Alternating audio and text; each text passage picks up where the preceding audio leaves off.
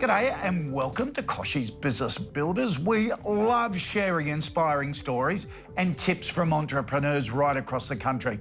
And first up today, we're taking you to Australia's Apple Isle, Tasmania. We caught up with Bron Wild to find out how Big4 Launceston Holiday Park is preparing for the return of domestic and international travellers. Our parents did have a holiday park in North Queensland. They owned that premises for 22 years. We were fortunate to be able to grow up working in the park with them. It was enjoyable to see what they were able to achieve in the time they were there. They did a similar thing to what we're aiming for and bought quite a rundown property and transformed it over a period of time. We've probably taken on a little bit bigger project than what they had. Their premises was only 5 acres and we've bought 16 acres right in Launceston city centre here, so we've got a big parcel of land to achieve some big goals.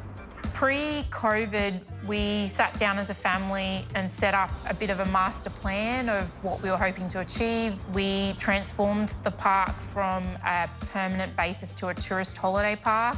We've rebranded our premises to the Big4 network, so whilst we're still privately owned and operated, we joined our premises into the Big4 network of parks, and we have built 13 new units.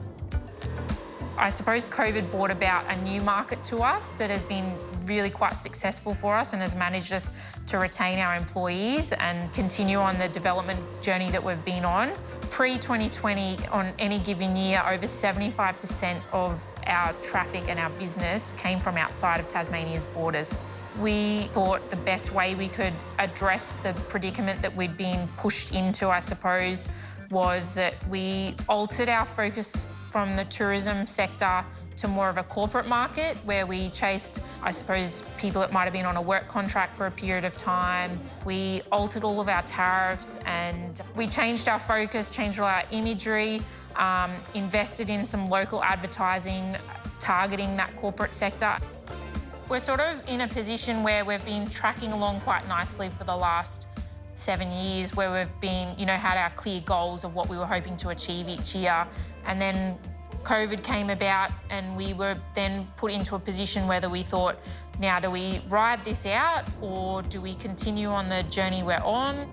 Our biggest fear was that we waste a period of time, which we don't know what that period is yet. We sat down as a group and thought the best way for us to be prepared for what was coming up, what we hope is coming up on our horizon, is to let's continue with the development. At some point, things will return to some level of normal and we want to be able to capitalise that and don't want to look back and go, we sat there for 2 years, yeah, we rode it out, yeah, we survived it, but we want to be ready for that tourism market to bounce back. My biggest bit of advice would be just continuously update your business plan, think outside that box, don't get comfortable and ask lots of questions.